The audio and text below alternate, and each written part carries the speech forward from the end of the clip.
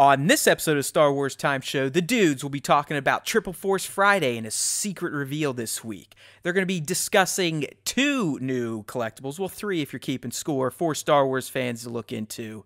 The cover art for Kylo Ren #1, which is looking titties. Some new Star Wars Battlefront 2 content that is dropping this week and should be live by the time you're listening to this. A leak of a TROS poster, anyone? Bob Iger talking shit on George Lucas. Of course, it's the primetime show, so we're going to do the top 5 to end things. All right, my friends, cue that music.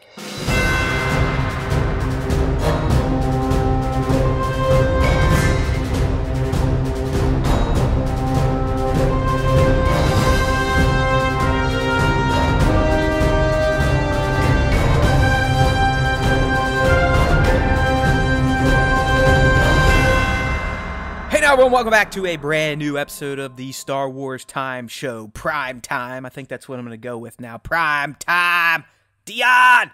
Anyways, it's Prime Time because we'll be doing the top 5 segment at the end. But before we get there, you heard the guy. We've got some Star Wars to talk about. So we're going to talk about something that is pertinent for you collectors out there, and that is the Triple Force Friday Global Reveal, which we got a teaser for today. Nick put it up on the site, StarWarsTime.net, but of course you knew that because you're a good, loyal Star Wars timer, and you already saw it today, either on Instagram through our shares, or you just checked out the site on your daily surfing of the web. But anyways, Nick, we got this little teaser today to kind of let people know that they're going to do a live stream on the 26th, and they're going to reveal the Triple Force Friday products, and I believe we're also going to get a new Jedi Fallen Order trailer at the same time. Yes. You not being a big collector, I mean, does this even move your meter outside the Jedi Fallen Order stuff? Or are you just like, yeah, you weirdo collector people, have fun? Yeah, I mean, it does. You know, it gets me hyped up because even though I don't buy a lot of the collectibles, I think that they look really cool. I like to see the merch that they put out there. And, you know, if something really grabs my attention enough, then I'll fucking go out and get it. Like, for example, if they reveal, you know, a TROS helmet that is the cracked Kylo helmet, I'm like, oh fuck, I might get that. Honestly, that may be it, because they typically do a Black Series helmet per movie. We had Poe's helmet was one. Yeah, and then the original I don't know what TFA was Kylo. Like, okay. Yeah, TFA had a Kylo. Yeah, helmet. so Kylo then Poe. So yeah, you might. You never know. So, you know, I'm just kind of keeping an eye out to see what's going to pop up in Force, you know, Triple Force Friday. I obviously want to see some more of the Mandalorian stuff. Like, we've gotten little pieces and bits here and there from the Mandalorian, but even just getting to see the merchandise that's out there may give a tease to what we could see in the show. And it's also going to be pretty fun to see how these stars of the movies and the shows and the games are going to interact with, you know, the Star Wars show hosts, Andy and Anthony. So, well, yeah, I mean, let's be real. That should be Matt and Nick. Yeah, I mean you should the Star Wars show. It should be Star Wars Time Show hosts, Dummy and Dumber, opening boxes of cool stuff that we don't get to see yet. Yeah, I mean, come on. But I'm pretty interested. You know, I'm a general Star Wars fan. I love everything about Star Wars. And then I'm super. I mean, you know me. I'm jazzed for this. I'm still waffling. Am I going to go out and do the midnight stuff? I've done it for all the other Force Fridays. As Nick said, it's called Triple Force Friday because you're going to get some Mando stuff from Fallen Order stuff and, of course, some of the TROS stuff.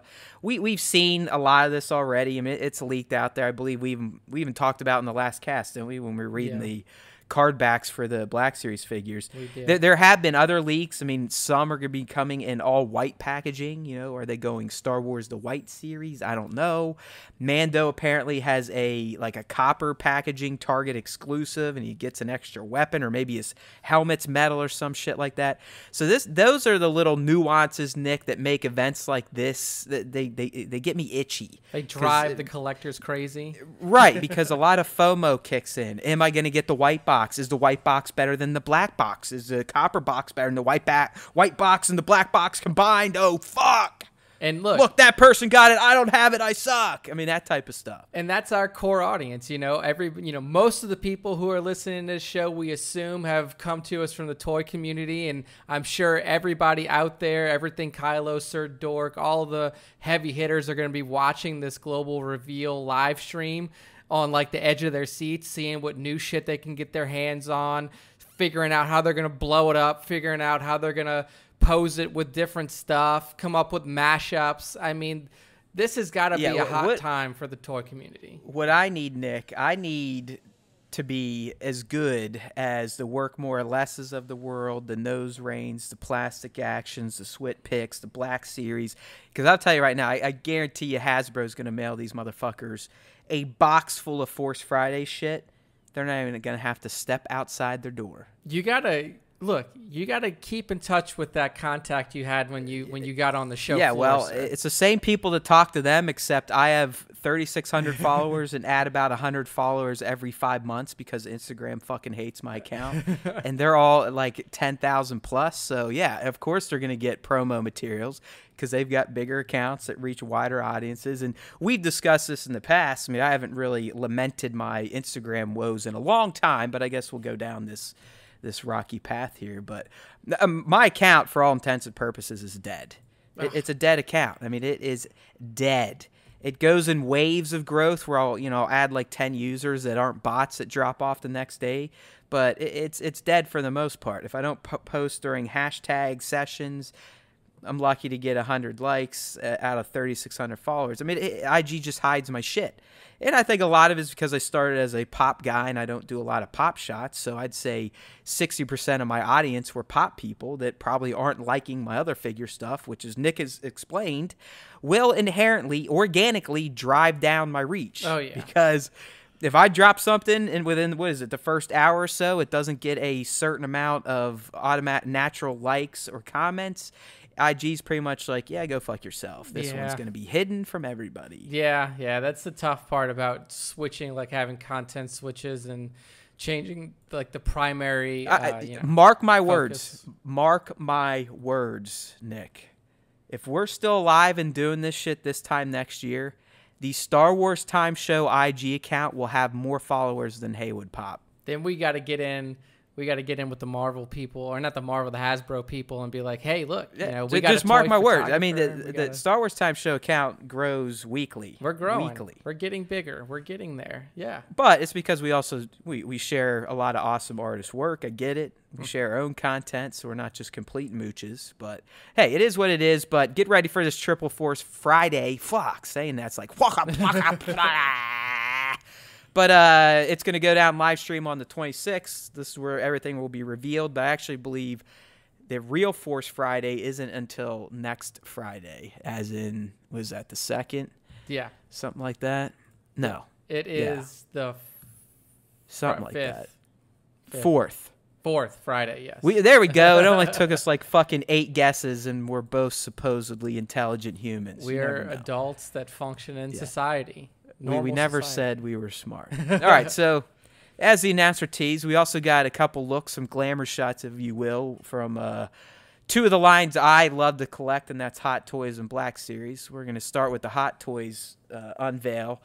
And there's a new collectible set coming out for A New Hope fans. And I say that because it features a Jawa and the Gonk droid, although they're insisting on calling him by his call sign, which is EG6, and we all know that's a bunch of shit. Yeah. He's motherfucking Gonk. Yeah, he walks around, Gonk, Gonk, Gonk, Gonk, Gonk. EG6 Gonk. Power droid. Get the fuck out of here. Yeah, I mean, what are you talking about, EG6? No one needs to know Gonk's real name. We're cool. Yeah. Like, we call droids what we want to call them. R2's always going to be R2 because that's what he was called. He wasn't called Buckethead or Chrome Dome, shit like that. He's R2. Yes. Or R2-D2, something like that.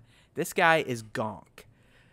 And hey, just think about it. I mean, they literally jammed a short person into this thing back in the 70s. I know, yeah, dude. It's like just walk around in that fucking heat box. When you think about like the people who played the droids, when you think about the people who Jawas. played the Jawas, the Ewoks and stuff like that, it's fucking crazy. It's basically Wizard of Oz. I mean, I say between Wizard of Oz and Star Wars, they've probably employed the most little people in all of Hollywood. Oh yeah, I mean, Kenny Baker, one of the most, famous actors from Star Wars, was inside of the fucking R2-D2 unit for almost all of his Star Wars career.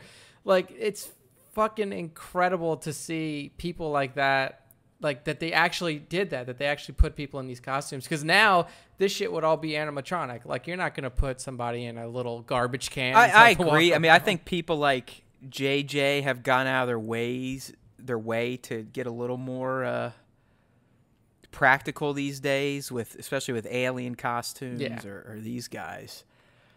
But yeah, I mean, it's still one of the best droids in all Star Wars. I mean, any Star Wars fan can probably look at that little square and instantly go, that's Gonk. If they see the little guy on wheels, they'll say that's Mouse. And then clearly the named robots from Star Wars lore. But Gonk's a big one. So he's getting paired with a Jawa, which kind of makes sense. I mean, that's where we met Gonk in the first place. He was hanging out in their sandcrawler. And they're coming as a set here, Nick. I don't know. I mean, you know me. I love all this shit, right? You do.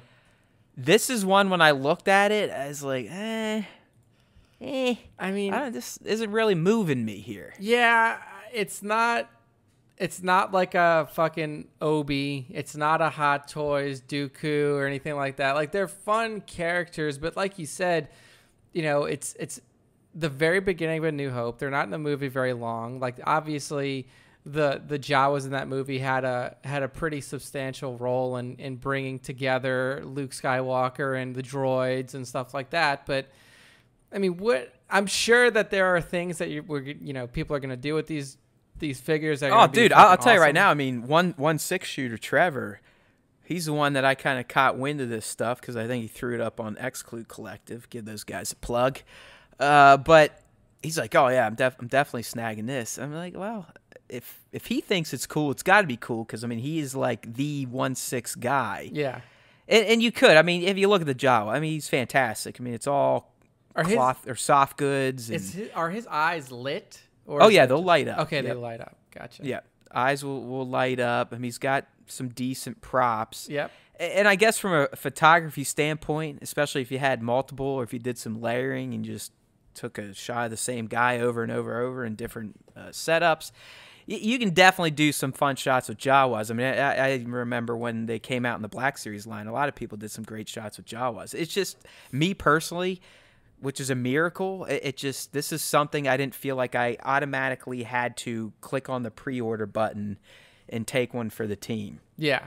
I could see that though. I mean, not huge characters in the movie. Still fun looking, obviously, and they look fantastic as with all. Yeah, I mean, they'll be good stuff. display pieces. I mean, if you got the money, I mean, why the fuck not? But yeah, I mean, it's $267 for the pair of these guys. That's not, yeah. Both of them could fit in one hand. I mean, a lot of times these tiny 1/6 scales are misleading. That he's going to be little, like little.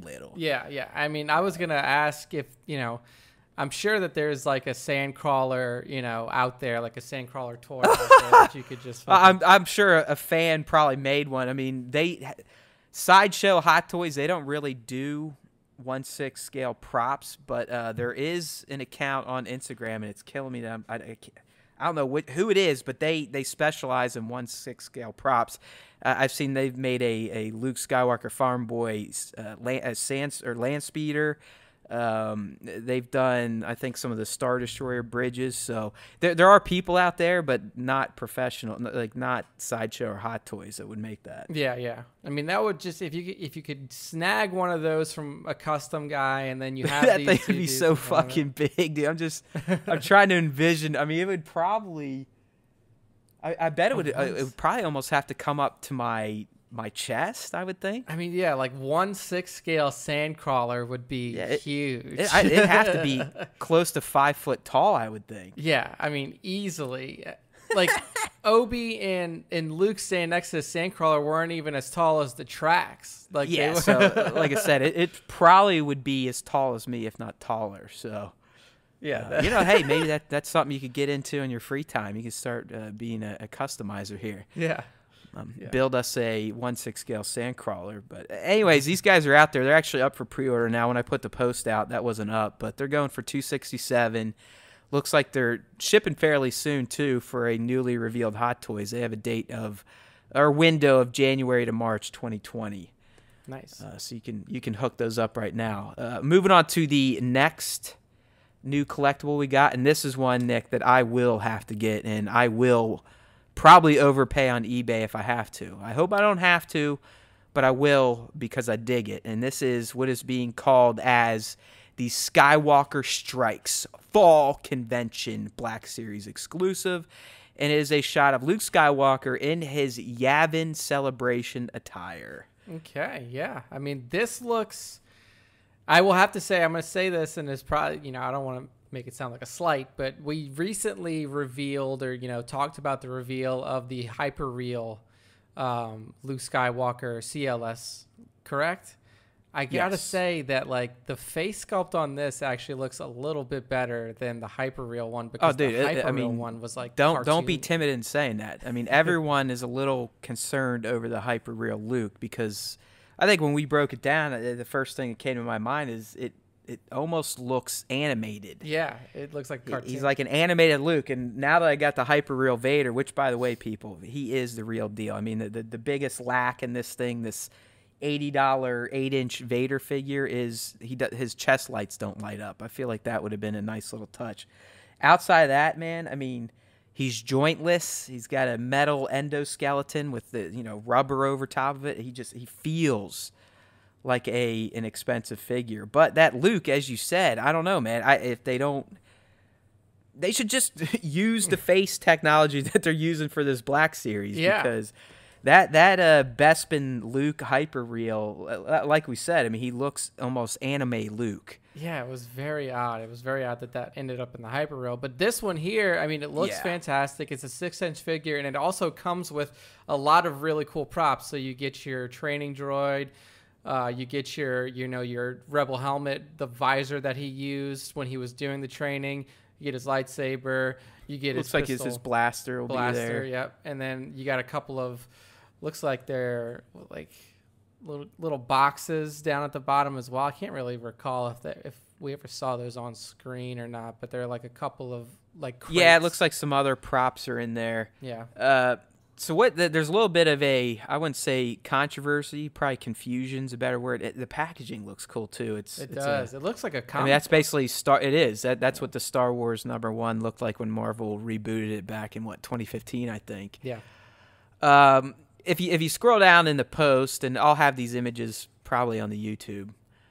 But this Fly Guy here on Twitter, look at his shot. Luke's got a medal. Oh, wow, he does. He's got his Yavin medal where the ones up here don't. So it's not clear yet if the medal is going to be part of the convention exclusive packaging or will it be in the North American retail listing. Who knows? But the North American I sound like my little kid.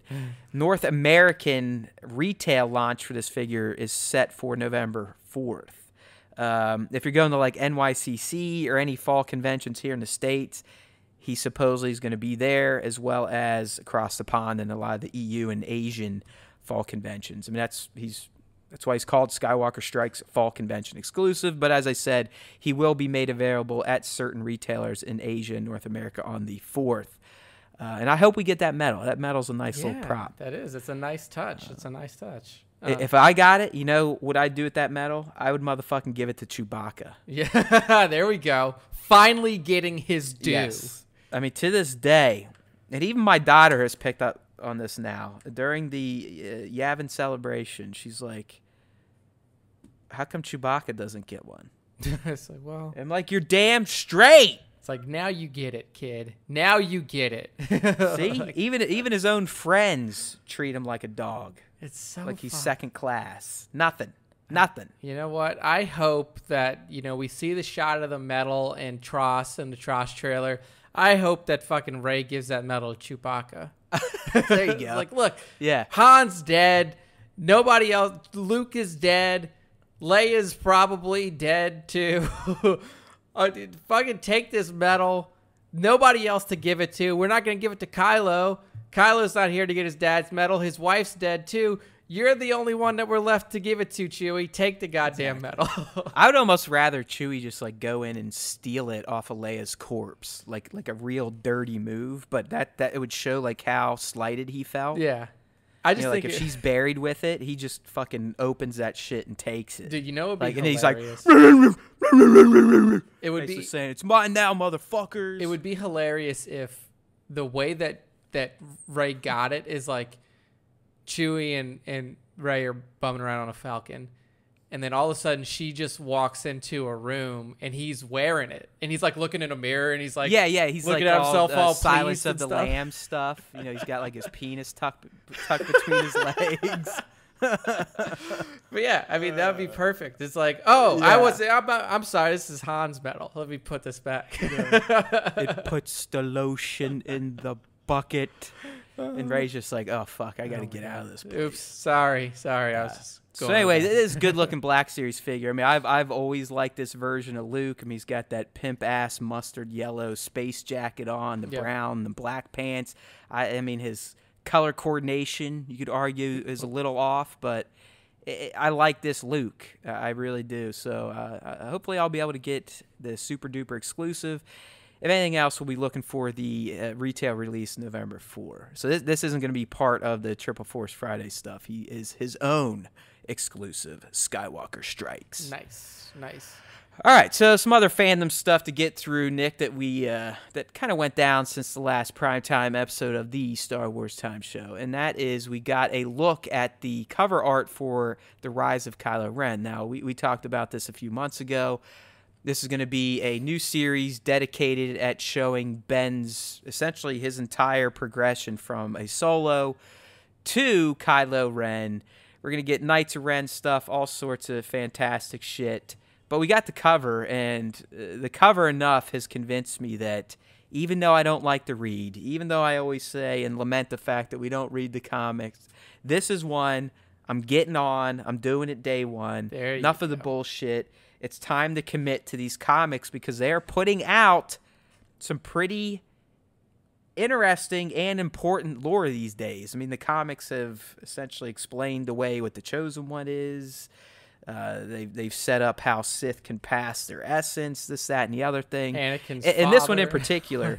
A lot of stuff. I mean, we're getting some hardcore lore here for the Age of Resistance. We are going to see. I mean, the author here, Charles Soule, or Soule, however you want to say it. I probably should say it the right way. I just don't know because, again, I'm stupid. But I mean, he pretty much said we are going to see Ben turn into Ren. That is his kind of catchphrase. That's how he's summarizing this series, which is going to kick off in what is it? Is it December? Let's see, November. I mean, you'd think the guy that wrote the article would put that type of shit in there, but he's an idiot. I think it's November release. Yeah, because I remember it's going to be out before the movies. I'm pretty sure. Yes, this drops before TROS drops. So it's, I mean, like you said, this is kind of one of the stories that's been left out. People were wondering if we're going to see it on film, or are we going to see it in a TV show, or are we going to see it in a novel? And it's very clear now that we're going to get the fall of Ben Solo and the rise of Kylo Ren through this four arc comic series written by Charles Soule, I guess.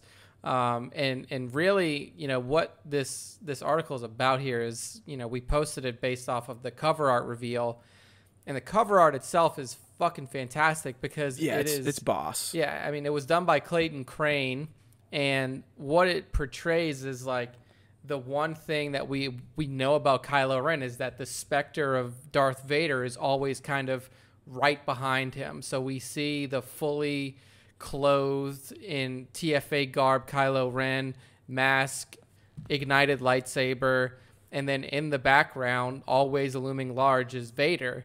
And it really kind of sets up. I mean, you said the right phrase there, looming large. I mean, the image of Vader is like triple the size of Kylo. Yeah, exactly. It engulfs him, and so it's like that interests me right there. Like, what is that cover saying about issue 1? I mean, is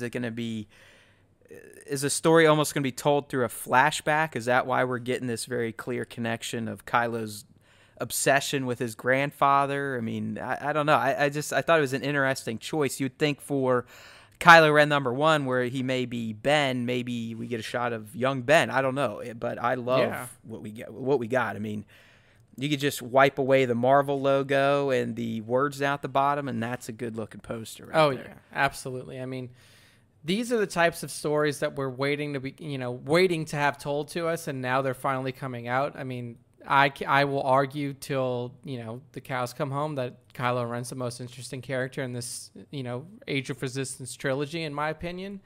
And I've been begging to learn more about him. And, with this coming out, with TROS coming out, that's kind of wrapping up everything to do with Skywalkers. And then, surely more content to come from the Age of Resistance. Like, rest assured, people, just because TROS comes out and then leaves theaters doesn't mean that all content about the Skywalker era is over. Like, there's going to be comic books, there's going to be novels, there's going to be, television series, obviously, with The Mandalorian. So I want to see expansion of these characters within, the novels and the comic books and stuff like that. And this is a perfect way to start. So I may be with you here on this train. It looks like it's only a 4 comic arc, you which think is pretty we can easy. handle that? You think we can handle that, dude? Can we I don't read know. 4 comic books? I mean, here's the deal. It's like, I know they're good. I mean, at one point in time, when I would travel a bit more on my Comixology, I mean, I'd always buy the most recent Vader or, the Star Wars proper runs. I did the Kanan run. I did the Anakin and Obi run. It just, I mean, I get myself mixed up in so much shit that I typically find myself at the end of the day just going, what have I done? Like, everything I like, I've essentially turned into a job now. Really, all my passions have become a job. Yeah. Collecting toys, that's now a job, because now when I get a new toy, I feel like I have to take a fucking picture of it. I only buy new toys now to take pictures of them. There you go. That's a problem, right? You need something. You need something that you could just... I know. I can't... So by the time I sit down at night to relax, I can't even just relax with one form of entertainment anymore. I can't just watch a fucking show. I got to have my phone going too, or the iPad to edit pictures. It's a disease. You got to start knitting Star Wars socks and then sell them on Etsy, and then you can make another thing a job. And that's exactly what I would probably do, Nick, because I just have the inability to enjoy my free time anymore. I always feel like I have to be producing something. Yeah. You're a content creator. That's what you are at heart. It's fucking weird. And the sad thing is, no one gives a shit. I mean, you'd think after 10 plus years of creating content that has been received in a lukewarm passion, I'd just be like, all right, I get it. My content sucks, but I can't fucking stop. It's just... I can't stop it. The burning desire. And look, we've been doing this for... Dude, we're almost coming years. up on a year proper of SWT proper. Oh yeah, yes. So. From an SWT standpoint, we are coming up on a year in, like, I think we launched the site in December or late November. Late November. And in terms of the amount of time that Matt and I have been sitting down every week, or so often to do a podcast. I mean, we started before the release of TFA. We actually, the first, I guess you could say, the inaugural Star Wars Time show was actually done with like 5 people. Yeah, we had a bunch of people on there. Yeah, it was me and Matt, and then it was some of Matt's buddies from Entertainment Buddha, and then after that, Matt and I decided to pick up the cast and continue it as the Star Wars Time duo. So if you clock the time back, that's 2020. Oh, we're doing this forever. And again, I mean, the writing's on the wall. People hate us. So I mean, both you and I should just get the fucking clue here. But hey, we keep doing it. I mean, I guess running Star Wars Time isn't expensive as EB, so it's not killing us in the pocketbook. But there are some times I'm like, what could I be doing with my life right now if I didn't feel consumed, or like every day now it's like I got to put something out on StarWarsTime.net. It's like no one gives a fuck if I put something out but me. That's the problem. That's as long as it gives you pleasure and you. I don't know if it does, Nick. That's the problem. I really don't know if it does, man. I mean, when we're not making any like money or getting any real publicity out of this, is like, why am I killing myself mentally again? Why? Yeah, I'm a nut job. We're so getting there. Slow we'll get there. But it's up to you guys. Those of you that listen, hey, welcome. If you're loyalists, we love you. If you tune in just for the top 5, we kind of like you. You're okay. If you're just listening now, hey, welcome to the shit show. Welcome. All to right. it. Yeah, welcome to the secession line. Welcome to the shit show at the fuck factory. Oh something God, like that. yeah. Yeah, that's one of the best phrases ever. I mean, I've went back to that one a few times. All right, man. There's a nice little tangent for those of you that have been missing those every once in a while, especially because I've stopped drinking on the podcast now. My drinking habit definitely fueled a lot of black hole tangents back in the day, as well as me yelling. Those have pulled us like an idiot into many 2-hour casts. Oh, dude, it's been a long time since we did the drunk Matt cast. Oh, yeah. I don't know if it's good or bad, but hey, we're here. I have to revisit it. And I'm sober, at least today.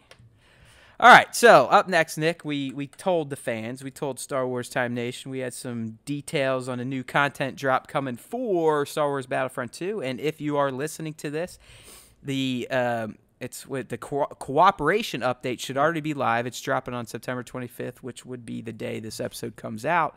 And this update, my friend, this is providing pretty much the game you and I wanted 2 or 3 years ago with this cooperation update, because it's adding Clone Commando unit. Okay, great. Felucia map, neat. But the big ones here for you and I, we're getting instant action and the co-op modes. Yes. And for the collectors out there, also Farm Boy Luke skin. But again, the big stuff is instant action and co-op. Yeah, and these new game modes, what it is it's pulling you away from just PvP online action. Like, you no longer have to play Battlefront 2 in a way where it's just like run your head against the other team of people who are playing online and then, move on to the next match. Now, with instant action, you are able to jump into a game immediately, play versus AI enemies, and then it's just you. You don't have to worry about some 14-year-old kid who's got, 40 hours in a week to sit down and play video games, and you have time for one game maybe, and you don't have to worry about shitty teammates who quit halfway through.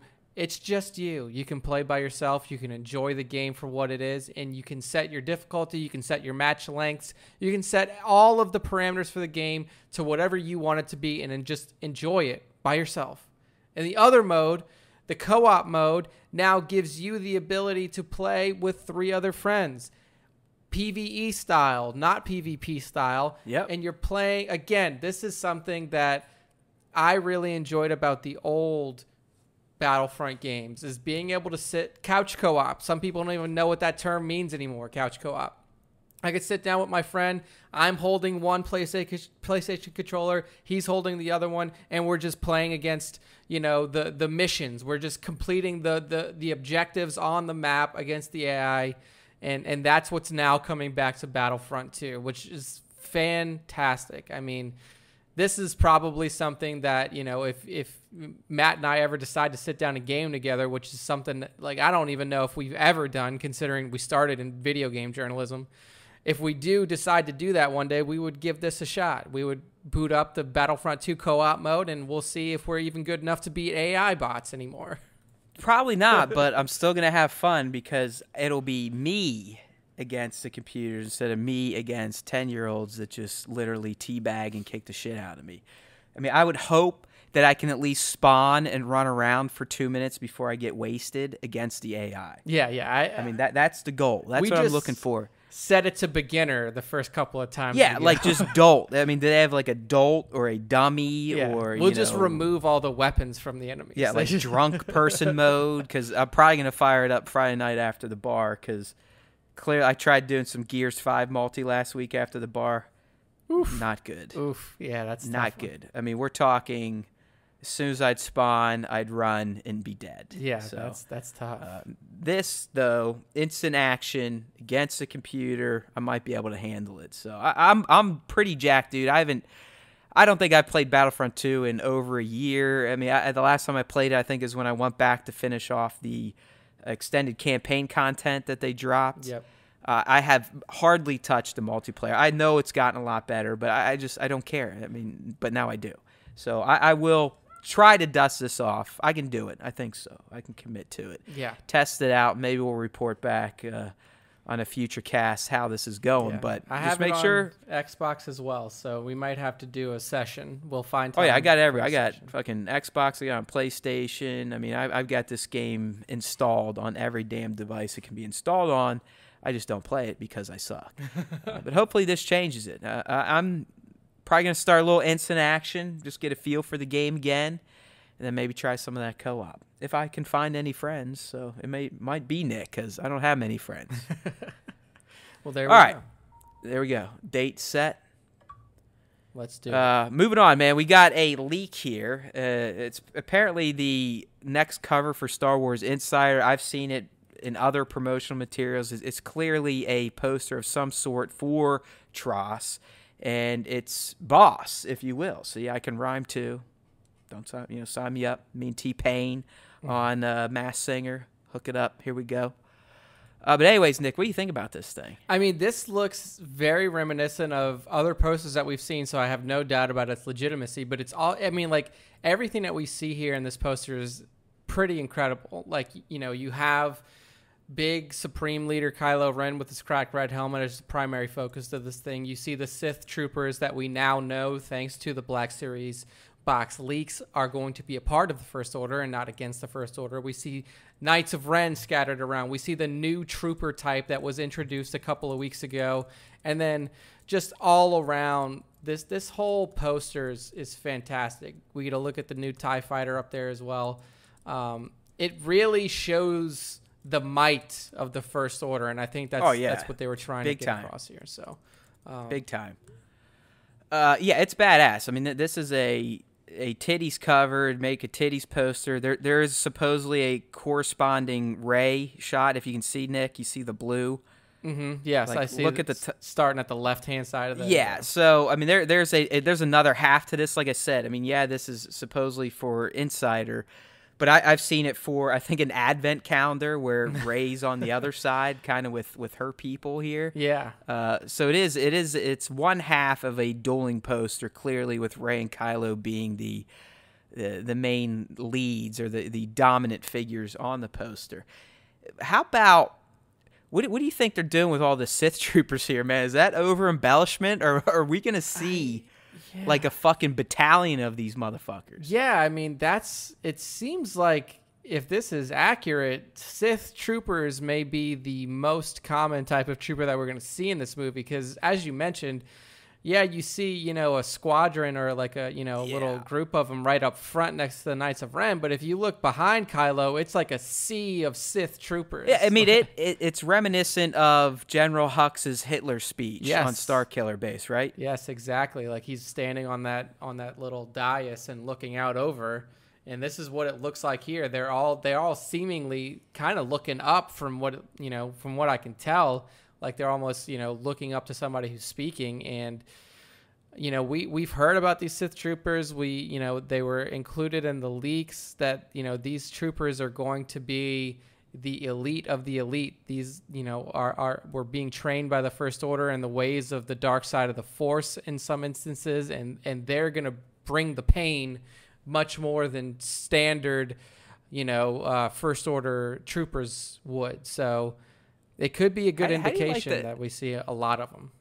How do you like the cape on homeboy there? Kylo? I mean, he looks like a snow trooper. Oh, yes, yes. I'm assuming that's a snow trooper, but he's got like a kind of a pimp cape on, like just for a basic unit. I mean, you didn't really see a lot of that in the OT. Yeah, I don't know if this is, you think, is that anyone special? Is that like someone we the know replacement in disguise? Phasma? Could it be? Yeah, exactly. I mean, that's kind of what I was thinking. Is this like a lieutenant of some sort? I mean, the cape just kind of sets it apart. I mean, it doesn't look like a jetpack trooper. We got those over there.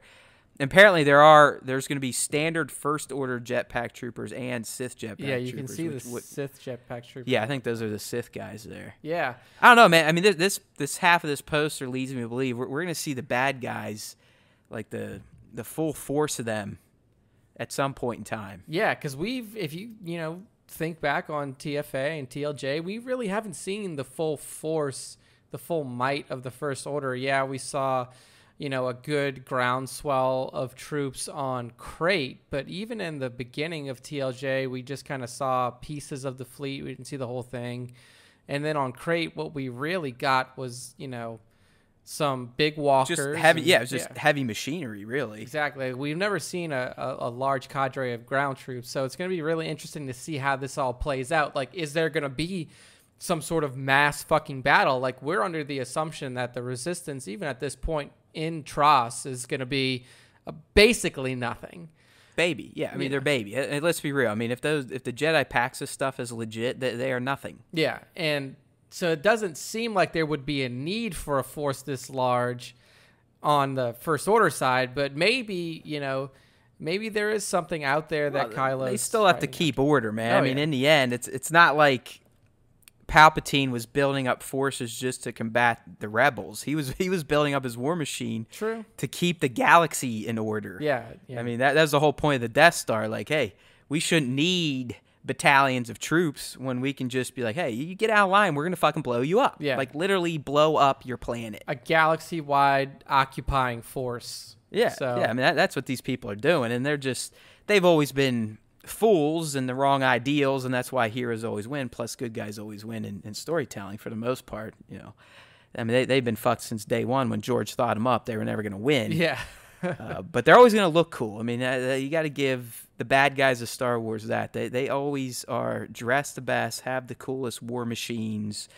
The more I see Kylo's helmet, the more I'm digging the fractured look. Yeah, I know, right? It's just like I don't know. It is Kylo. That's what Kylo would do. It represents the broken side of him as a person. Yeah, just how fucking fragmented his head is at this point. Yeah, exactly. Like, it is a perfect representation of him as a human being, as a person. Like, yeah, I mean, we know this guy's never been able to fully commit. He's done horrible things to try to force himself over fully dark. He can't do it. Yeah. He can't do it, and that's why Nick's saying he's the most interesting. He is. I mean, even Anakin, he went full fucking dark. Yeah, he committed.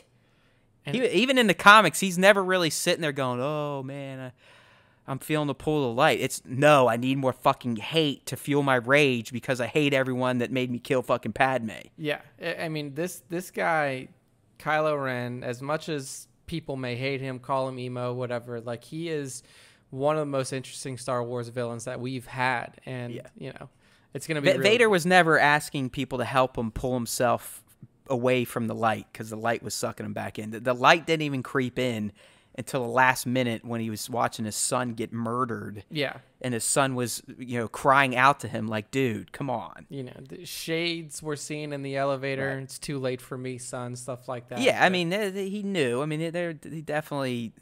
Vader knew what Luke was trying to do, but he still wasn't even going to relent then. It literally took Luke channeling his father's dark side, kicking his ass, chopping his hand off, and then rejecting what he couldn't reject, and then watching him get tortured. That's when he was like, finally it clicked, like, fuck, he's right. Yep. He's right. There is still good in me, where Kylo's literally saying, please help me pull away from the good. Yeah, I know it's here. I need to get away from it. It's like, I still feel too good. And look, right. Vader literally didn't believe he had any left in him, no matter how much his son was trying to remind him that, yes, you do. Yeah. And look, that's kind of what we're led to believe is, Palpatine's end goal now is to break that familial strength, that's the thing that led to his downfall at the end of ROTJ. And now he's like, okay, I know what was the limiting factor for Vader. He had a son. His son was never going to switch to the dark side. And that's what got me thrown off of a fucking, a Death Star bridge, but apparently not killed.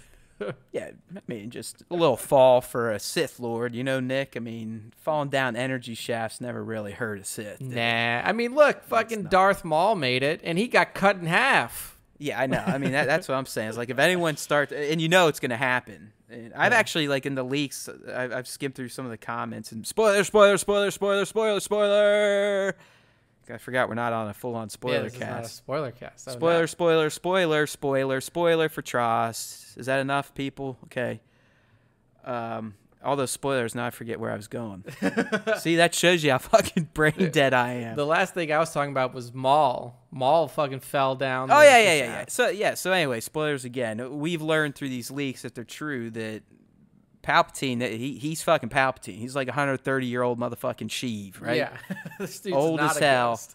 Right. And yes, we saw how he died, and yes, the Death Star blew up, but we know it didn't just completely explode, even though it did in Return of the Jedi. I mean, back then, let's be real, when both Death Stars blew up, they literally just disintegrated. Yeah.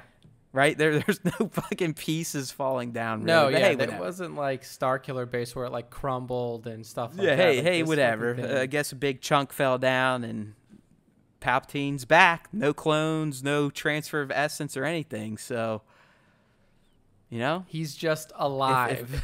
Point is, if, as Nick was saying, if Maul can literally get chopped in half and live in a shaft for a long, long time, I mean, decades possibly, not decades, many years, then Palpatine can do whatever the fuck he wants. Yeah, for sure. So, all right, spoilers off. Yeah. All in all, I mean, this poster's pretty dope. Again, we get to see representations of the Knights of Ren, where hopefully we finally get to see these motherfuckers in action in TROS, because we're gonna see them in action. I know it. Yeah. But are they going to talk? Are they just literally going to be mute, voiceless henchmen? Yeah, I mean, I don't imagine, like, I never pictured them as talkers. Like, they just stood behind Kylo. Kylo told them just what to like do. And grunt and shit, like, yeah. Do you think they have like a secret language like the Death Troopers had, where like that would be, yeah, I mean, that could be something interesting if they do have like a coded speak that is only decipherable or like the by master wear and muffle their shit or something. Yeah. I like the one guy right there, like he's the most right Knight of Ren, the guy holding the axe from Dryden Voss's collection. Yep. I mean, he's literally wearing like a World War II German soldier helmet and a Punisher mask. Yeah, I was gonna say it's like Punisher. Yeah, that's fucking awesome. It's pretty sick. Like that dude. Then pretty much everyone else, they're basically like, "Oh, Master Ren made his helmet look this way, so we're basically gonna do the same thing." Yeah, and this motherfucker's like, "I'm rocking the Punisher." I don't know if you guys have read Marvel comics, but the Punisher's pretty cool. I'm gonna rock his mask here. But yeah, I like it. I do. The Knights of Ren are boss. I want figures for everyone. I want whatever. There are 5 of them, 6 of them. I want a 6-pack. Yeah. Put them all out. 6-inch Knights of Ren figures. All right. Just beautiful stuff, dude. So yeah, this poster is pretty sick. Oh yeah. By the way, we now know what Kylo's ship's called. I didn't have a chance to throw it up on the site, but it's in this poster. The TIE Silencer? No. Oh no. It's the TIE Whisperer. Whoa. Yeah. Okay. Yeah, that leaked today on Reddit. I just didn't have a chance to throw it up. I guess it was from a toy box, so gotcha. That should be fairly legit. Yeah. Very interesting. Now this is dope. So seeing this, what do you think the actual theatrical poster is going to look like? I mean, your primary. I think it's clearly Rey and Kylo are going to get primo center spots like they have in both of the previously released movies. Yeah, but I mean, I think the overarching figure's got to be Palpatine. Yep. You'll probably get Zori on there, Poe, Finn, Hux, Pride. Yeah. The Knights. I bet a Sith Trooper's on there for sure. 3PO.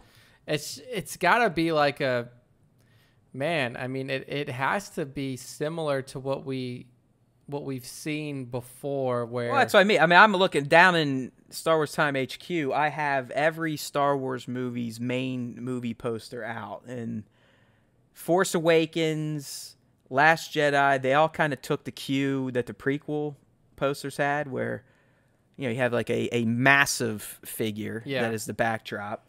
Then you have your key figures get larger billing.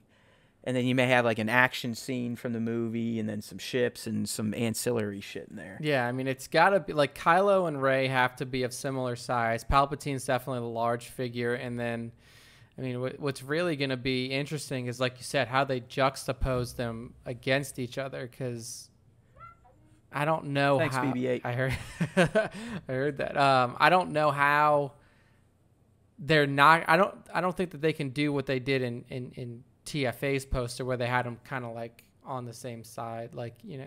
Oh no, yeah, they have to almost what they're doing here, where it's a clear. This is the good side and the bad side, and these two are the leaders. Yeah, and I would imagine that like maybe the husk of the Death Star is kind of shadowed, or you know, there you go. Shadowed. Yeah, I could see some of that. So. You can see some of that. It's only a matter of time, my friend. I mean, we're creeping up on. Yeah, it's got to be getting close. I mean, there's a good chance they drop the official poster with the next trailer, which I mean, Force Friday next week makes sense. Other people are kind of leaning for mid-October, maybe around. I think New York Comic-Con's usually mid-October. Yeah, and I mean, like, global reveal stream for a Force Friday, Triple Force Friday, and TROS is one of the main, you know, pieces of that. That could, you know, that's an opportunity there as well. Well, they're doing a Fallen Order during that. I mean, that's the thing. That's going down like this week. I think this Thursday, if you're listening live, my friends, that's when that's going down. And but I've been hearing October 14th for some reason. I don't know if that has any significance. Interesting. Yeah. I think it's a Monday Night Football game. Yes. Yeah, that would make sense. Which they've done in the past. Yeah. I don't think they would be doing it to celebrate Columbus Day, but that's also Columbus Day. Yeah, I don't think that that's going to have any bearing on it at all. We like to call it Indigenous Peoples Day here. Yes. At least that's what it shows up on my calendar. That's what it is. I think they changed the name of it like. I have both. I have Columbus Day and Indigenous Peoples Day. So Apple's trying to get all the boxes checked. Yeah, I mean that would make sense because you know, I mean, Monday Night Football, ESPN, Disney Network, they've done it in the past. I think that works. Yeah, for sure. So only a matter of time, people. We're less than 3 months out from the release of TROS at this point. We're recording this on. So tank 24th. That to the bank. We're going possible poster, almost guaranteed trailer, 10/14 Monday Night Football. Get ready.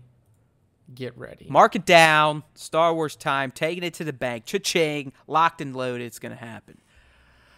All right, dude. So moving on. Again, we didn't have a lot of great stuff to speculate on for Mandalorian or the Clone Wars Returns or TROS. But we did have one Mr. Iger kind of out shopping his book. It's like this guy needs more fucking money, I guess. Yeah. I mean, this guy probably makes $50 million a year easy just from being CEO on top of all the other greasing he probably gets from other people. But Bob Iger's out kind of shopping his book. It's called The Ride of a Lifetime, Lessons Learned from 15 Years as CEO of the Walt Disney Company. And what Star Wars fans have kind of picked up on is he's provided some insights into the deals he had to make with George Lucas all those years ago now to buy Lucasfilm and, of course, the Star Wars license. And, you know, a lot of this, Nick, we were kind of sitting here offline going, no shit. Yeah. We kind of figured that. But there were some, I guess at least to me, some insights that I didn't know before. I mean, first and foremost, we knew that George kind of provided some treatments for 7, 8, 9. I didn't know that Bob paid him for those. Yeah, Bob bought those treatments, so he didn't just like hand them over when the license was handed over. But Bob made it very clear in his book that even though he paid George for the treatments, that he didn't say we are going to be making films off of these treatments. So this is kind of a little piece of the quote. It leads into why George was a little upset with how things kind of kicked off in the sequel trilogy. Who knows if he's gotten over it, but he definitely kind of got his feelings hurt a little bit, Nick, is what I would say. Yeah. So some other things Bob kind of peeled the cover back on here. I guess it was kind of a fight, but it was Bob stood firm on, listen, George, we have creative control. Yeah. Period. We want you to be a consultant, which George reluctantly agreed to be able to do.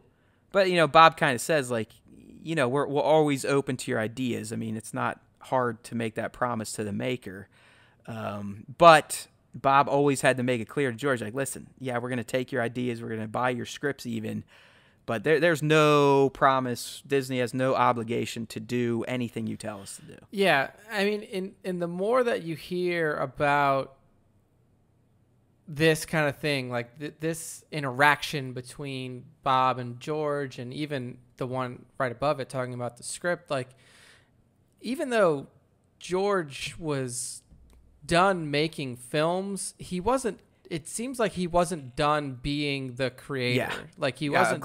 You nailed it, dude. I mean, he clearly wasn't done at all. Yeah. I mean, it really was. I think it was after the prequels and him getting his teeth kicked in. He was pretty much, I'm going to take my ball and go home for a little bit and just say, yeah, we're done. Nothing's ever getting made again. Maybe Star Wars 13 or, the Coruscant bounty hunter shit. Maybe we'll do that. We got the cartoons. Go shut the fuck up. Yeah.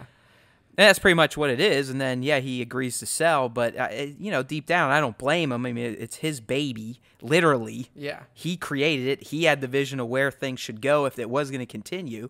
So it was a lot rougher for George to part than I think was initially explained. Yeah. When all this news broke way back, what was that, 2011-ish, 12, something like that? Yeah, it was like 2012, I think, is when 12, the announcement of the acquisition happened. Moving on with this story, Nick, this is where I feel like, okay, guys, use some tact here. And, Bob kind of explained how he personally fucked up how he introduced Disney's script for The Force Awakens to George, where Kathy essentially sent JJ and Michael Arndt up to George's place, read through it, and immediately George was like, hey, guys, what the fuck? It's like, this isn't my script. This is nothing that I submitted during negotiations. Yeah, so, I mean, it's tough because Bob goes on to say that basically what he should have done is prep George before this meeting. Like, what happened was Kathy, JJ, and Arndt go up there and just start reading them the script, like, hey, this is what we're doing. And George had no idea that they were going to read or present something that was completely off base for what he, Right. As Bob said, he kind of felt that George, by Disney buying his scripts, he still thought that was kind of a promise, like, yeah, we'll follow them a little bit. Yeah. And they just did. But it wasn't. They took pieces of George's scripts. They took the female lead as the Jedi, Rey's character from the script. The Jedi killer character, which is Kylo Ren, they took from his script. They took some other, beats and stuff like that from the script. But for the most part, there was not an adherence to what he had written. Like the story wasn't even close. Yes. I mean, the elements were lifted, but lifted is the proper term. I mean, it wasn't what George thought. So, I mean, like I said, that kind of bums me out. I mean, they could have handled it better. Bob even says so. I mean, he should have prepped them, like, listen, we appreciate your thoughts. We gave you a couple million for your writings, but we're not feeling it. We're going this way. I'm sending these two bozos up to talk to you.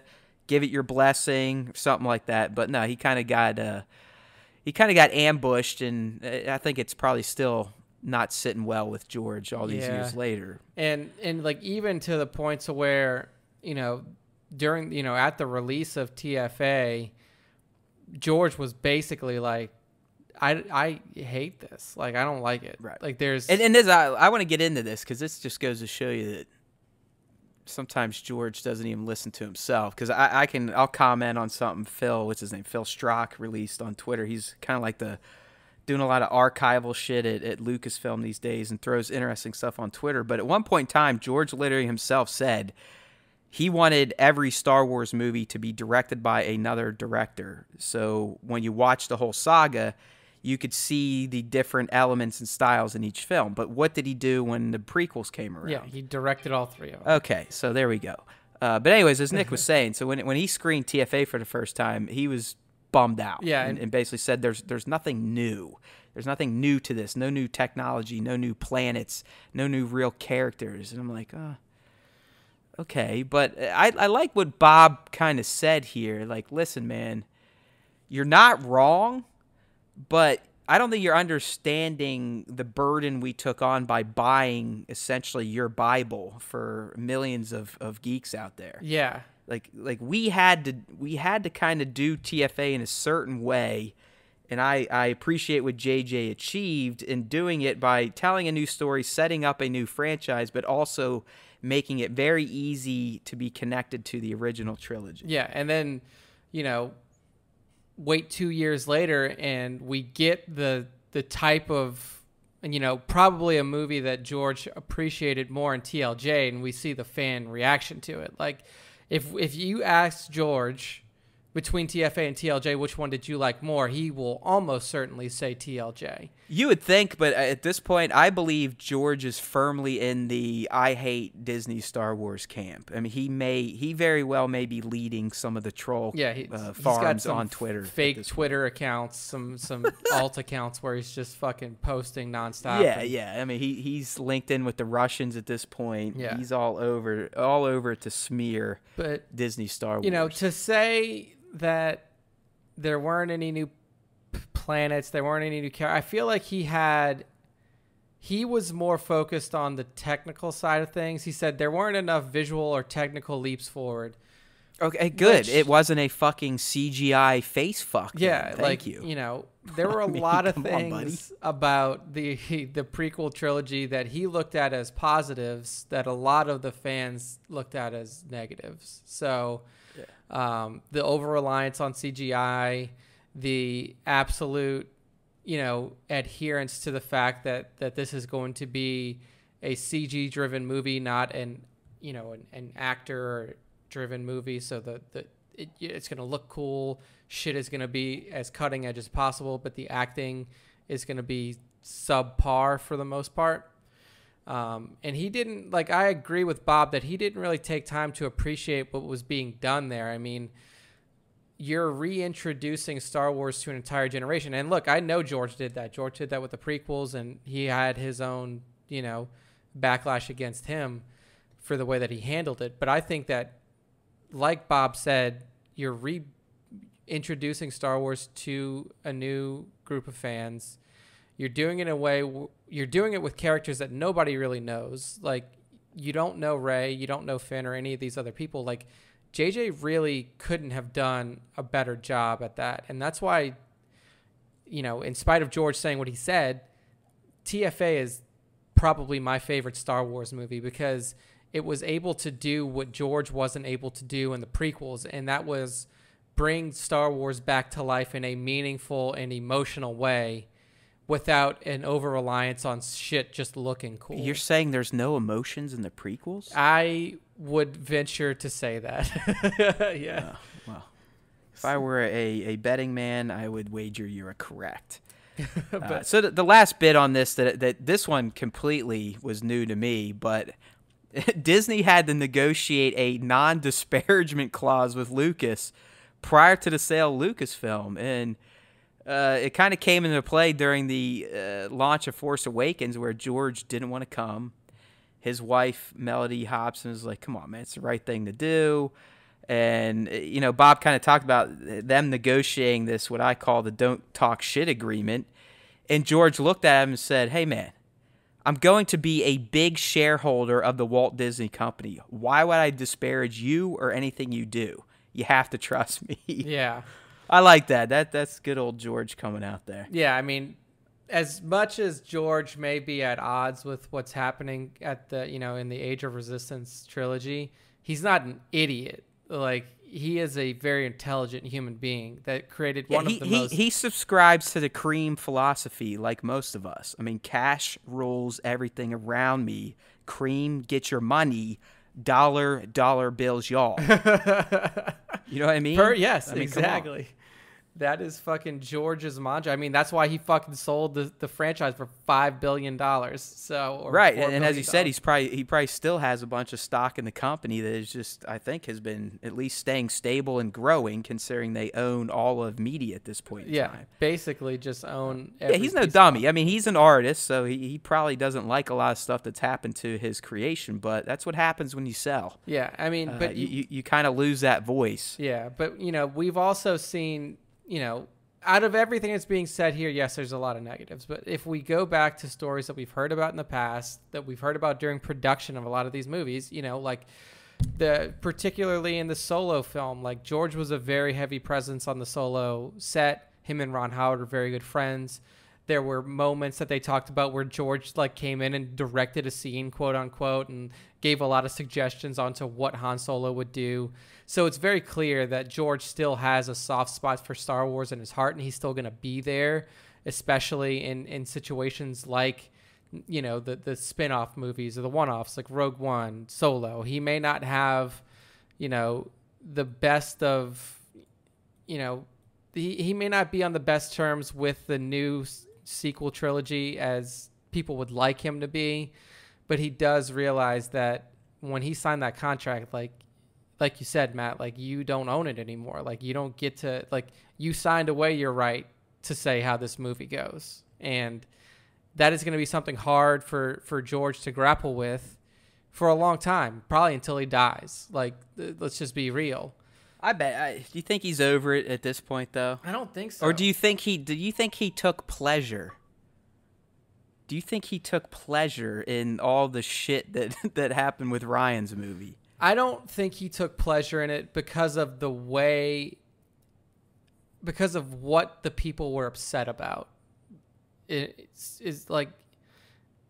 if it would have been hey, I don't like this direction that Disney's going in. I think that the story is weak and something like that, then maybe he would have jumped on that bandwagon. But the fan reaction was way more focused on things that he would have been doing anyway. So inclusivity in the cast, he was going to cast, if he had his way with these movies anyway, he was going to have a female lead.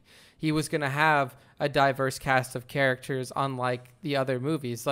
So whatever was being done by Disney that people hate and that caused the backlash would have been done in George's trilogy anyway. So if anything, he was probably man, fuck these people, because I have my issues with the movie, but what your issues are completely off base. Yeah, I from what we've heard or pretend to heard, people like to pretend that they're George Lucas themselves and they tell us what he would have done. But apparently his treatments, Luke was definitely not going to be cranky boy. Yeah. And there was going to be a bit more of a focus on the original trilogy characters. Right.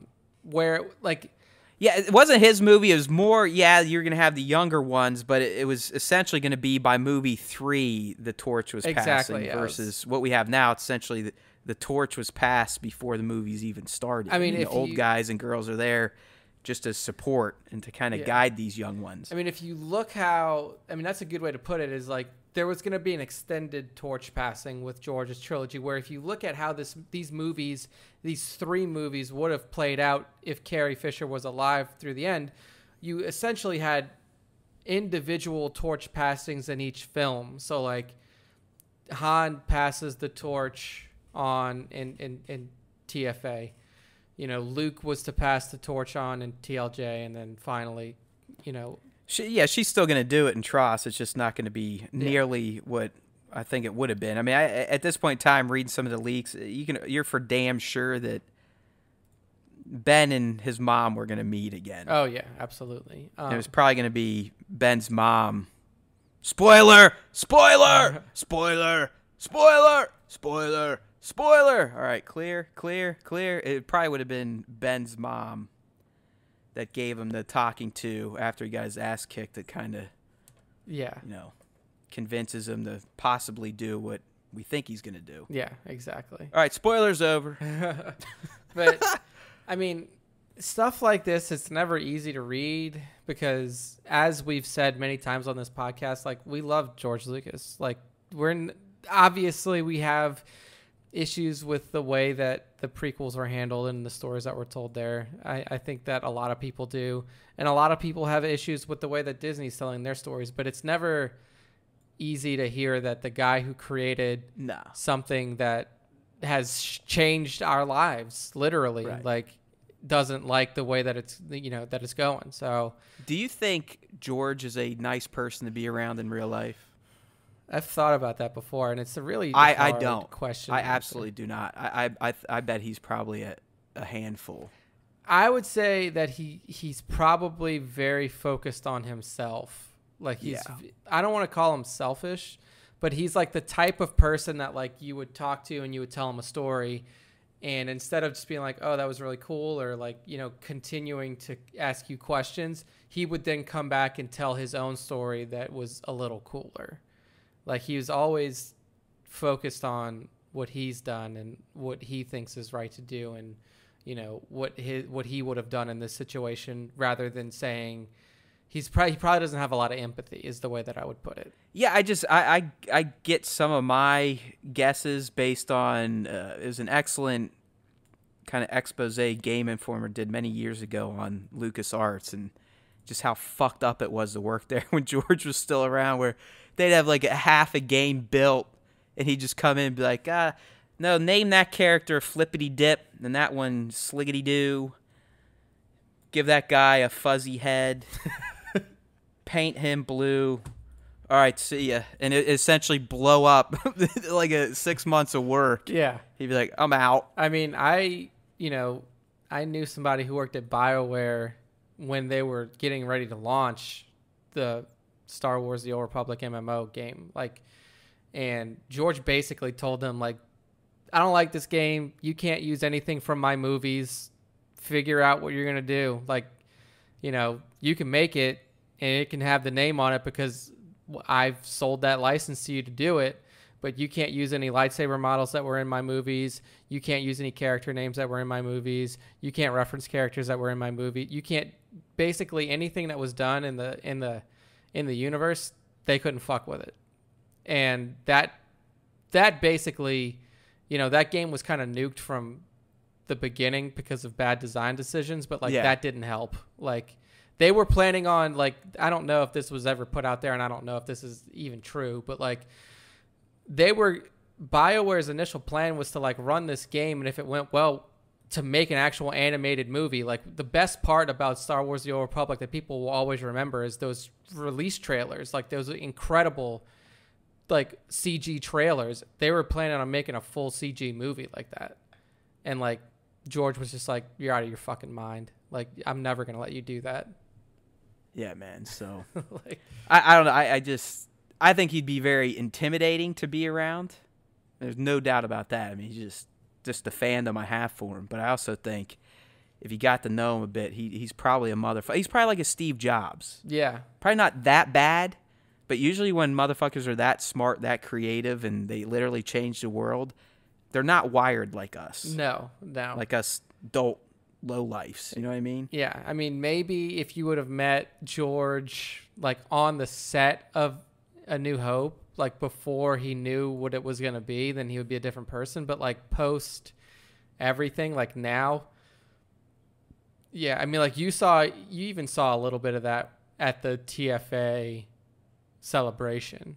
Like, he came out on stage and he was just like, yeah, people didn't like the prequels, but I did, and like I told the story that needed to be told, and like he just didn't give a fuck. He's just like, whatever, this is what I wanted to do. So, yeah. But yeah, I mean, that's our guy though. You can critique him a little bit, but he gave us everything we need to do the Star Wars Time Show. There is no Star Wars Time Show without the maker. So, as we transition out of that topic into everyone's favorite topic, or at least those of you that are mentioned in it, and that is this week's Top 5 Star Wars Fan Artists of the Week features. You know the story, but I'll explain it because you never know if you're new. Throughout the week on @StarWarsTimeShow on Instagram, yours truly is looking for people tagging @StarWarsTimeShow, hashtagging Star Wars Time Show, or just Star Wars art as if I'm scrolling through my Haywood Pop. I'm going to snag that. I'm going to throw it up on Star Wars Time Show. Then at the end of the week, after Nick's had a few drinks, he goes through all the posts on our Instagram account. He flicks them around. He touches them. He pokes them. He flicks them. And then he settles on his 5 favorite for the week. So these 5 we are discussing come from 913 to 920. And I'll go ahead and let the man himself kick off the first featured artist. Okay, so prefacing the top 5, I want to say that there is a feat done here that I don't think has ever happened in the top 5 before. We have a back-to-back top 5 entrant. Someone's greasing up the goats. Somebody is really Someone's greasing up the goats. Bringing the heat. We'll see when we get there. But first up for top 5 this week is a brand new artist, never been in top 5 before, Imperial_1211 at Imperial_1211 on Instagram. What we have here is a fantastic portrait shot of the Sith Trooper. Yep, it's the Hot Toys boy, and I have pre-ordered him. God, I mean, like, I think when Matt and I first saw this toy reveal, we talked about it a little bit on our proper episode. And we were like, man, this thing looks good. You can see like the ridges in the helmet and all the detail of the gun. Like everything looked so fucking spot on. And then to see a portrait like this done by Imperial1211 and that really captures just all of the fucking amazing shit about this figure is fantastic. Add in I would assume that this is a smoke bomb, like a red smoke bomb in the background that's creating this atmosphere. that would be my guess. I'd say that's practical, the old smoke bomb. I mean, I'm a big fan of smoke bombs myself. They're cheap. You can get a box for like $5, and you really get nice thick smoke. I mean, it's a little bit different than you'd get with an atmosphere aerosol or even kicking up particles with an air can or a drain cleaner. When you use a smoke bomb, as you can see here, Nick, you really get that very deep, voluminous smoke cloud. I mean, it truly is a bomb of smoke. Oh yeah. I also like what he did with the lighting here, Yes. where you got the right side is kind of shadowed. It adds a sinister feel to the Sith Trooper. He already looks kind of sinister, but this is, to me, I don't know if I'm gonna just come out and say this is my favorite Trooper design of all time. It's definitely the most badass looking Trooper. I think it even beats the Death Trooper, which up until this guy, to me, were the most badass looking troopers.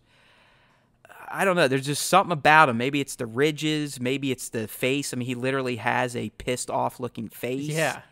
You know, I mean, he just looks pissed. He's just always has that menacing look in his eyes. And it's just like you mentioned, I don't know if there was even, there wasn't much posing done for the shot, obviously holding the gun upright, maybe tilting the head down a little bit, but like the figure itself just looks menacing. And it, if you look at the entirety of its body, like, the additional kind of pieces that are included on the shoulder pauldrons, the ridges, like you said multiple times, on not only on the helmet, but then also on, the arms and other parts of the the armor. I mean, this guy just looks like a bad motherfucker. Like, he looks like he would just shoot you without even saying a word to you. He would shoot you and he'd actually hit you. Yeah, this guy could hit. He could hit the broadside of a barn door, unlike most of his fellow trooper brethren of any generation. Yeah. I mean, the clones weren't bad. I mean, especially the named clones like Fives and Sexy Rexy and all them. But once they went to just standard conscription and any bozo could join the forces, things got a little suspect, especially during the OT. Yeah, and clearly in the sequel trilogy or the Age of Resistance, they're not great shots either. Yeah, but this... yeah, man, I mean, this is, like I said, this will be the first 1/6 scale trooper I own, probably the only. I mean, I love the original Bucketheads. I just don't feel a need to spend $200+ on a big one. It's kind of weird. I mean, I bought an Imperial Guard, which are kind of even more basic, but I also got the Emperor and his throne. You got to have a fucking guard for that, right, Nick? True. You can't just have the Emperor by himself. Good point. You got to have a guard standing behind him. At least I didn't buy 2 guards. But this is the sickness we suffer, my friend. But yeah, I mean, Imperial 1211, knocking it out. In terms of the 1/6 Sith Trooper, I think this is the only second shot I've seen of him. I mean, we featured 1/6 shooters from right after SDCC, which is almost looking like an actual scene that could play out in TROS now based on some leaks. So it was nice to see another one out here in the wild from Imperial 1211 here. So beautiful shot at Imperial_1211 on Instagram. Next up is a returning top 5 member, not the back-to-back that I mentioned at the beginning, though. This is South P24 coming in with a fantastic representation of the severing in half of Darth Maul and TPM by Obi-Wan Kenobi. So we see, Darth Maul standing there, well, kind of standing there, in half, top half floating a little bit, bottom half kind of getting ready to fall down the shaft, and Obi-Wan Kenobi standing, lightsaber, Qui-Gon's lightsaber extended, and, this is just a really fun shot. A lot of detail in here that you probably wouldn't even notice. So if you look in the background at the doorway, you have the red kind of shield up that was, kind of closing and opening in the hallway. You have the red kind of, kind of like orange-red mark of the lightsaber on both parts of Maul's body. Oh, yeah, it scorches that shit. Cauterization, my friend. Oh, yes. And then you have the lightsaber trail from Obi's swing that you see. Yeah, I like that. I like the little touches South P incorporates in here. I mean, his name's Paul. I mean, he excels at murder shots. Yeah. I don't know. I think I put up some other ones he's done recently. He has like a new series of the Hulk getting on a Tantive 4. I saw that, yeah. I was just like, what the fuck? Yeah. And then, look what Han Solo's doing to him here at the end of that shot story. him right in the eye. Yeah, that's what I mean. I mean, South P is all about the murder shots. Oh, it's yeah. either heads getting lopped off. I mean, scroll down a little bit. Look what your farm boy Luke's doing there. Think, or Yavin Luke Yavin chopping Luke, heads. that made our top 5 when this shot first dropped, I believe. So, I mean, he's... Yeah, I mean, it's one of his things. Either troopers getting their faces blown out by blaster bolts or their heads chopped off from lightsabers. Yeah. So South P, again, bringing the heat here. I mean, this is just a perfect representation of that scene in TPM, and it's really cool to see, the posing that South P took here, the way that he was able to capture, like, the slice in half in motion. And like I mentioned, all the little details that he was able to add in as well. This guy really fucking brought the heat for this one. And we have a perfect representation of the first death of Darth Maul, you could call it. Yeah, that's exactly right. The first death. The man has had many. Yeah, so fantastic job here by South P24. All right, next up, this guy is Here we go. Our back-to-back top 5 gangster, and that is everything Kylo himself. I mean, we talk about this guy when he's in the top 5. We talk about this guy when he's not in the top 5. It seems like he always makes some sort of, appearance on the Star Wars Time show, but this time he brings the top 5 back-to-back with a fantastic mashup shot. Like, usually I go out of my way to say, like, okay, I'm not going to have the same artist in twice. I want to try to get people in. You couldn't handle it, man. I couldn't do it. He used the power of the goat on you. He did. And the perfect Back to the Future Star Wars mashup where you see fucking an ATST blasting shit to pieces, and then you see the DeLorean flying through, evading all of the fire, and then you see the lightning tendrils coming up the car, and you know what that means. It's about to hit 88 Somebody miles an didn't hour. punch in their Navicomputer coordinates correctly between Doc and Marty here. Yeah. Because, I mean, they mistakenly end up in the Star Wars universe right in the middle of a motherfucking battle. Yeah. As everything's got going here. And then, they're getting shot at. I love it. As we've always said, I mean, Jesse, he's one of our goats. I mean, Goat 1 and Goat 1, I guess, is what we have to call him. It is funny. The goat stuff's starting to take off because, Nick, if you look down see that. in Jesse's caption, fireworks courtesy of Sir Dork, Goat. The little goat. And we've actually had, I put out another call for questions because I wanted to build up a few more to do kind of a little, like what one of our fans asked us to do, I think Star Wars Black Series 2019. I was like, they do something like questions for the cantina or questions from the cantina. And I was like, yeah, it's a good idea. And we actually got a question. So who is the real GOAT? Ooh. So we're starting, like, people are listening. It's few and far between, but there are some very loyal listeners, and we love you. Hey, we love you. We speak your name. I mean, be proud of it. Shout it out more. Be like, hey, we listen all the time. I see what you guys are putting in your stories now. I try to share those that essentially are stroking us. But hey, But payback's fair play. We gave you the reach around first. Now it's your time to tickle our nuts a little bit. So yeah, I mean, anyways, back to the GOAT here, and that's why he's a GOAT. I mean, he's a GOAT because of his skills with a camera, fireworks, and destruction.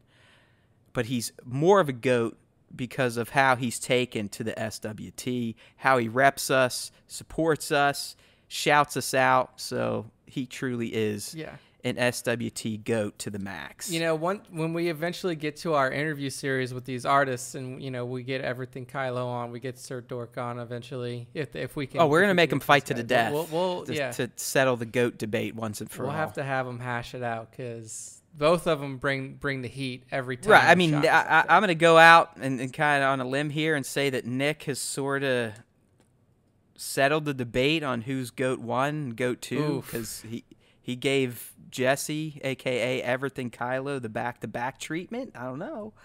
I had nothing. I had no influence here, not. Jared. Sir Dork, don't not. yell at me. This is all on that Nick C here, so... Look, man. We kid. Either way, they're both all-stars in our book. They are the Star Wars Times super fans, the GOATs. That's why you will forever see the GOAT emoji anytime we're talking Everything Kylo or Sir Dork. Beautiful stuff.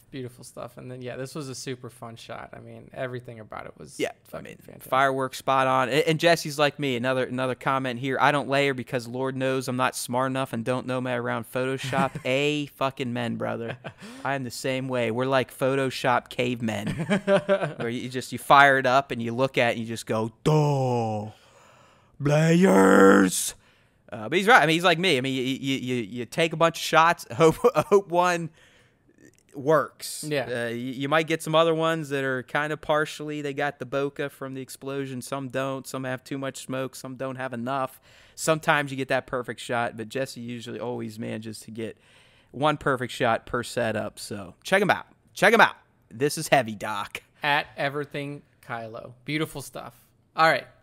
Next up in the top 5 is a new top 5 member, but this is not toy photography like we usually see. This is some concept art for a Luke Skywalker.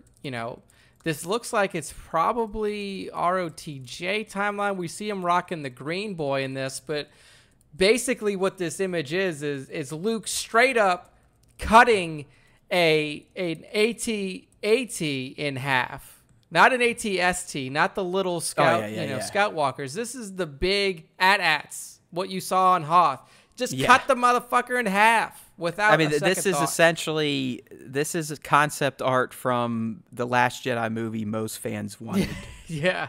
Not most fans, but the vocal crowd, if you will. Yes, exactly. They would have loved to see old man Luke still rocking the green lightsaber from ROTJ, just slicing shit to bits. With his laser sword, just like he said he wouldn't be able to do in TLJ. Yeah, so, I mean, it's just like, when I see stuff like this, it fucking blows my mind. I mean, the level of detail that's put in here. I mean, the lightsaber... The coolest thing to me is the trail, like the lightsaber trail. Yeah. I'm with you, man. I mean, it's always the little shit that gets me. I mean, obviously, painting or whatever this is, even painting the fucking mud to me is exquisite looking here. But I wouldn't even be able to do that. I mean, just layering in some whites with the darks.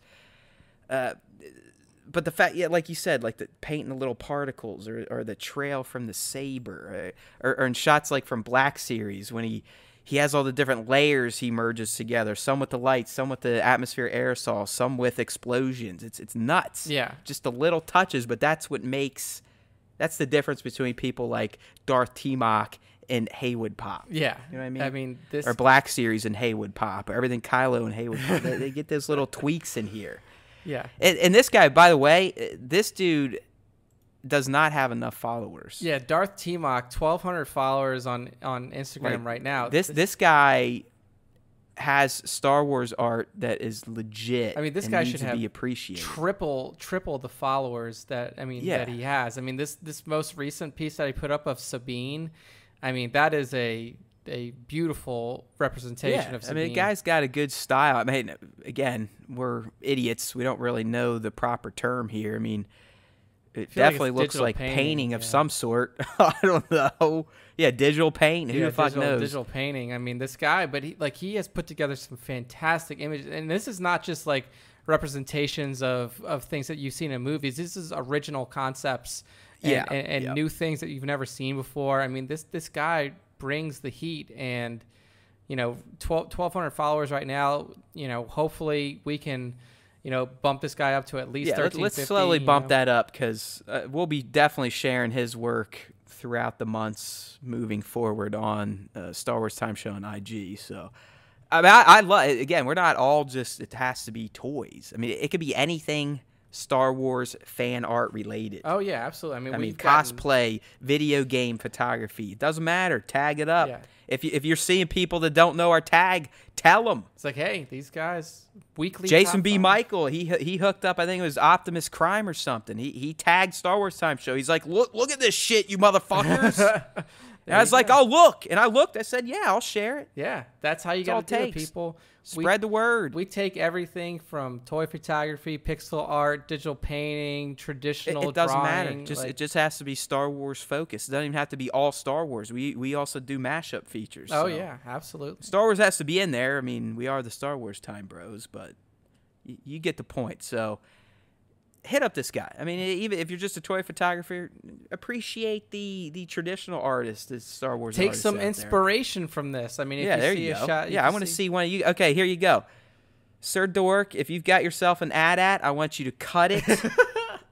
I want you to literally cut it live with your blowtorch. Somehow get a firework that you can trail out for Luke's, you might need some gasoline or a Molotov cocktail. Do one of those, and let's start blowing up full vehicles at this point. Oh yeah, I mean, if anybody can master the complete destruction of an AT-AT in firework form, that would be Sir Dork. Yeah, so. I'll tell you right now, anyone into the toy stuff, you got to check out some of Sir Dork's behind the scenes stuff. If anything, just to see the shit this guy brings with. I mean, the blowtorch still is my favorite Sir Dork accessory. I know, it's just like keeps it in his pocket, whips it out. It's a fucking. I'm not kidding, people. It's not like, oh, it's one of those windproof butane torch. No, it is. You fucking light it essentially with sparks, like you're gonna weld a fucking car together. Blowtorch. It's awesome. I mean, it's fucking nuts. And then the guy will fucking sit there and spray atmosphere aerosol on, essentially holding a bomb in his hand. Yeah, I was gonna say, if the fire with catches. a blowtorch. Oh man, the guy's a legend. The guy doesn't fuck around, man. I mean, if he ever blows his hand off, we'll definitely commemorate it and hold a funeral for his hand. Yeah, absolutely. So hopefully it never happens, but I mean, the guy gets real. I mean, at some point in time, I'm gonna question if he's gonna start rolling out grenades. Yeah, no, it's just gonna fire bombs, napalm. I mean, anything. What else has he got in that bag of tricks? Anything is on the table. Yeah. So cruise missiles. At Darth T-Mock for this fantastic representation, concept art piece, digital painting. Hook him up. Fantastic job.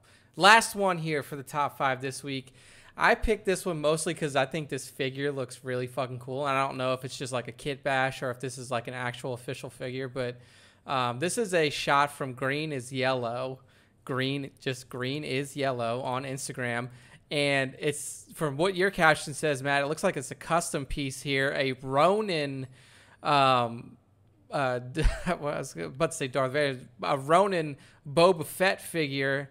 And he's just got heads rolling on the ground from fucking. Oh yeah. So here's what I'm thinking. The base figure here is Jango Fett. Is Jango? Yeah. No little thing on his head. Yeah, and I'm guessing Green is yellow or some. Oh yeah, it is his. He customized, kind of painted those red blotches on the armor there, weathered him up a bit, gave him a. You kind of have that bullet pack is. Probably from a Death Trooper or a Sand Trooper kit. I'm guessing he fashioned the helmet piece himself. I don't know where he could have got that from. But yeah, this thing's awesome. I love customizers. I mean, because it's always fun to figure out where are they pulling the shit from? Where are they kit bashing from? I mean, I'm going the standard figure against Jango. But where's the sword come from? How did he fashion the helmet? Obviously he took, like I said, something from troopers to get the over-the-shoulder holster there. So, yeah, it's fantastic. And it's just a fun-looking shot. It's a imposing shot. You look at this and you go, yeah, I don't want to cross paths with the Ronin Django. Oh, yeah. This dude looks like he would cut anybody down in front of him. I mean, like you said, all the detail that's put in here is fantastic. It doesn't look like it's just a straight ripoff of a Jango Fett or something like that. It looks like this is a new bounty hunter in the galaxy. And, like, you know, I wouldn't, after seeing, you know, Chirrut Imwe, somebody who followed the ways of the Force and was also, like, basically a ninja in some ways, a samurai, like, seeing this doesn't feel that far out of universe. I mean, you know, and then add on top of that, we already have the Ronin or the samurai line that comes out of Japan for a lot of the characters. So having his own play on this samurai archetype within Star Wars was really cool. And just, like, you know, adding in the touches, like all the dead fucking stormtroopers around, the one stormtrooper in the foreground, his head's just like rolling on the ground. Oh yeah. You know, separated from his body. I mean, it was a fantastically concepted piece here and out. Right. It's just a good setup too. I mean, a lot of times, sometimes I'll fail at this. Is in a good shot. Sometimes, well, not sometimes. A lot of times, you need these peripherals, shit laying on the ground, shit in the background, shit right next to the character. It makes it feel more alive, like the character is living and not just a little 6-inch toy. So I do appreciate that. I mean, I don't know if that's a dial in the back, I'm guessing, but it looks like there's little posters on there. And I'm telling you, man, the shit these customizers do is mind-boggling. Yeah, absolutely cool. And it looks like he's green is yellow, amateur toy photographer, open for commissions. I don't know if that means for photography or if it's for custom pieces, but if any of you guys are looking probably custom, yeah. Yeah, if you guys are looking for some custom, Star Wars figures here, green is yellow, hit him up on Instagram. He's got 937 followers now. Again, let's crank that number up for this guy because clearly he knows what he's doing. So. Oh yeah. There's very solid photography in here. I mean, we've shared shots of his before. I don't know if he's been on the top 5, but I don't think so. This is his first time in the top 5, but gotcha. I've definitely seen his stuff around before. Yeah, no, it's a legit account. I'm just gonna follow it on Haywood Pop. There you go. Bingo. That's how we get shit done here. The live follow. Little live handshake. How's it going, Green? Welcome to Star Wars time. All right, man. Well, what do we got here? Yeah, let's do it. Let's go ahead. So, we kind of talked about this before the cast, and we've been going longer than I thought, but you know what? It's late enough. No one's up in my house anymore, so I'm just going to be here by myself. Might as well talk about it. And we've kind of, or Nick has flowed this idea before, but every once in a while, depending on the topics we have or time, Nick would like me to kind of break down a shot that he chooses of mine, because there's kind of a spoken or an unspoken rule here where Nick doesn't feature my shit. Not that I'm even sharing my own shit on Star Wars Time Show. That would just be weird. Yeah. That'd be a little too weird for me. I mean, I already do enough like third-person shit when I'm posting stuff on Star Wars Time, talking about stuff I've done for Star Wars Time as Haywood Pop, whatever. It's all weird. But Nick picked one, and we're going to go through it. And he picked a shot of mine that I just reposted recently for a Sir Dork tag. And it's obviously I'll have it in the YouTube version of this cast, but it's a shot of the Scarif Shore Trooper, kind of in as Nick pointed out and other people that looked at it, he's posed like Willem Dafoe's character on the Platoon cover. Yeah. Where it's just like, fuck me, war is hell, we're all gonna die. Yeah. And I mean, this is like drop to his knees, looking up, like it's a fantastically expressive shot, arms wide open. And then in the background too, I mean, you know, Matt, you've shit on yourself for action shots in the past, but I mean, like, this is a fantastic action shot. Well, here's the strange thing, Nick. As I told you before we went live, this shot right here, I didn't share until earlier in 2019. I took this shot in the summer of 2017. Okay? It's you know... So, those of you that have been listening to my IG journey throughout these casts when we started doing this, I mean, you know, I lament a lot about it and the things that have happened. The IG, hell, I was just doing it at the top of this cast. But a lot of it, I think, is my own fault because I will take a bunch of shots and then I will take years to roll them out. I look at this now, Nick, I'm like, I don't even know if I could make an action shot like this now. I haven't done an action shot like this in years. It's like, I am goofy. There's something wrong with me. It's just I'm getting better at if I take a shot and I think it looks cool, I try to process it quicker and get it out. I mean, a shot I just shared of the Hyper Real Vader, I literally took over the weekend, got processed, and had it out by the Monday Toy Pop session. I've never done that. I've never had a turnaround that quick. And, the shot didn't go over that well, but whatever. You kind of get the point here. So the way I pulled this off, and this is even funnier, the dudes in the back, they're on like these figure stands, clear stands. I probably wiped them out, or a lot of times I might have just left them in the sand particles covered them. Yeah. The sand effect is literally me standing out of frame with my fat bare foot kicking as hard as I can down at the sand so it would throw sand and dirt into the shot. Holy shit. Okay. Right. So this is before I was smart enough to use canned air for that type of stuff, or drain blowers where it's kind of like a super soaker. You pump it up and then you release the air pressure. I was literally, wherever I could find sand or loose dirt, I would take the ball of my foot and kick down to kind of like divot it up and create an explosion. Dude, that is the fact that you were able to get this effect by doing that, though, is so impressive, because this looks like, we see a lot of shit like this on the Star Wars Time show Instagram. Like, we see a lot of action shots, explosion shots. Like, this looks as good, if not better, than most of the ones that we see. And this literally looks like there's an explosion that knocked these fucking dudes in the back out, and this guy's just sitting there getting blasted from the side. I mean, I don't think that you could have done and then you mentioned they're on a clear stands in the back, you can't see it. I don't know if you could have done a better job with the shot. This is a fantastic. Well, hey, I appreciate it. It makes me kind of weird to hear this type of stuff because me. I mean, I hate myself for the most part. But I look at him like, Nick's kind of right. Posing's there. It does have a feel to it.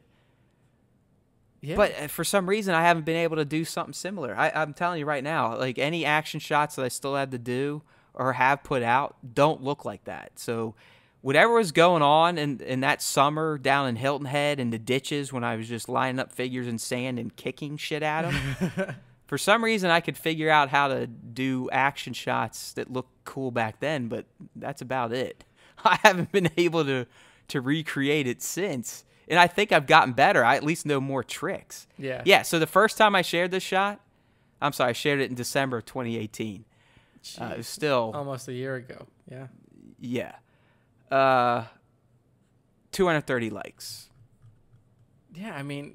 So, again, that's why I feel like a loser. I mean, you're telling me this thing's awesome. And I almost agree with you the more I look at it. I'm like, yeah, I kind of, this is the old blind squirrel find a nut type of saying here, but it didn't matter. I mean, again, I can point out shots now of literally characters just standing still that do thousands of likes. Yeah, I mean, out of toy sessions. So, I mean, yeah, I should just be like, fuck it, they're likes. Who gives a shit? Just push forward with what you think is cool. But I'm a human. I need detention. I need the feedback. I don't get it, so I feel like a loser. And there are times I put up shots, I'm like, that's a badass fucking shot. That should hit 500 to 1,000. It does 100. I mean, I don't know what the fuck IG's deal is, but it's like, I mean, man, I have to just be under some sort of crazy shadow ban for anything that isn't a Funko Pop. Yeah, I mean, your mall, just scrolling through, your mall shots have done pretty good recently. Almost. I've seen similar mall shots in the thousands from other people. I mean, again, this isn't me shitting on the other people. Just saying, what's the fucking difference?